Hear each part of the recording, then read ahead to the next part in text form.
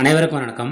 நம்ம நடா கணிதம் சேனல்ல போட்டித் தேர்வு கணக்குல பத்தி பார்த்துட்டு இருக்கோம். அந்த வரிசையில ஒருவர் ஒரு சதுர வடிவ வயலை 2 கிலோமீட்டர் பர் மணி என்ற வேகத்தில் மூலைவிட்டத்தின் வழியாக 3 நிமிடத்தில் கடக்கிறார் எனில் வயலோட பரப்பளவு கேட்குறாங்க.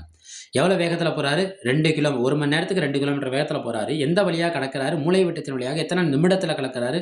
3 நிமிடத்தில் கடக்கிறார் எனில் வயலோட பரப்பளவு என்ன இருக்குன்னு கேட்குறாங்க. கணக்குள்ள போகுமா? நம்மளுக்கு சின்ன பிள்ளைல நம்ம படிச்சிருக்கோம் பிசிக்ஸ்ல தொலைவு ஈக்குவல் டு வேகம் பெருக்கல் நேரம். அதை வச்சுக்கோங்க. சிம்பிளா இங்க பாருங்க 2 கிலோமீட்டர் பார் மணின்னு சொல்லியிருக்காங்களா? 2 கிலோமீட்டர் பார் மணி.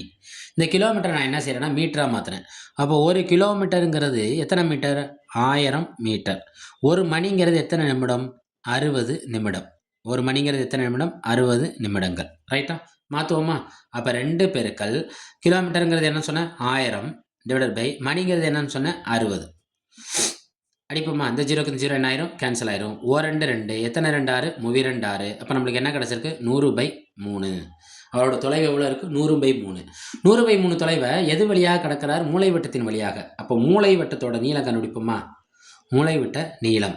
மூலைவிட்ட நீளம் என்ன? 100/3. அவர் எவ்வளோ நிமிடத்தில் கடக்கிறாரோ அதை பெருக்கிற வேண்டியதான். 3 நிமிடத்தில். இப்போ 3 3 என்ன ஆயிரும்? கேன்சல் ஆயிரும். அப்போ மூலைவிட்ட நீளம் என்ன கிடச்சிரும்?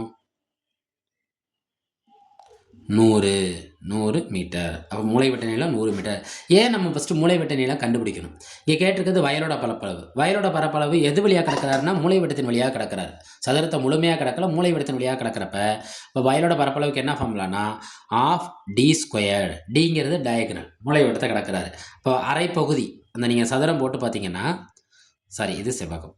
சதுரங்கிறது 4 பக்கம் எப்படி இருக்கும்? சமமாக இருக்கும். சதுரம் போட்டு பார்த்தீங்கன்னா அதில் மூலைவிட்டத்தின் வழியாக கிடக்கிறப்ப அந்த சதுரத்தை என்ன ஆயிடுது? பாதி பகுதி ஆகுது. நம்ம சதுரத்தோட பரப்பளவு என்ன செய்வோம்? பக்கம் இன்ட்டு பக்கம். ஆனால் இங்கே மூலைவிட்டத்தின் வழியாக கிடக்கிறப்ப அது பாதி பகுதி தான் கிடக்கிறாரு. அப்போ சதுரத்தோட பரப்பளவு என்ன? சதுரத்தின் பரப்பளவு எது வழியாக? மூலைவிட்டத்தின் வழியாக. அப்போ half into d square. D ஸ்கொயருங்கிறது என்ன? மூலைவட்டத்தை 2 தடவை பெருக்கணும். அப்போ நம்ம என்ன தெரிஞ்சிருக்கணும்? மூலைவட்டத்தோட நீளம் தெரிஞ்சிருக்கணும். அதுக்காண்டி தான் அப்படி கண்டுபிடிச்சோம். ஆஃப் இன்ட்டு டி ஸ்கொயருங்கிறது என்ன?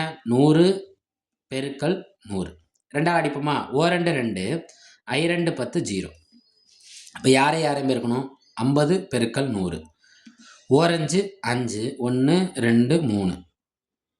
அப்போ சதுரத்தோட பரப்பளவு என்ன கிடைக்குது? வயலோட பரப்பளவு, வயலின் பரப்பளவு என்ன கிடச்சிருக்கு? 5000 மீட்டர் ஸ்கொயர். இது அவங்க கொடுத்துருக்க ஆப்ஷன் எதை குறிக்கும்? ஆப்ஷன் சியை குறிக்கும். நம்ம நடா கணிதம் சேனலை சப்ஸ்கிரைப் பண்ணுங்கள், சப்போர்ட் பண்ணுங்கள், ஃப்ரெண்ட்ஸ் அண்ட் ஃபேமிலிக்கு ஷேர் பண்ணுங்கள். போட்டித் தேர்வில் வெற்றி பெறுங்க. வாழ்த்துக்கள். சந்தேகம் இருந்தால் கேளுங்க. நன்றி.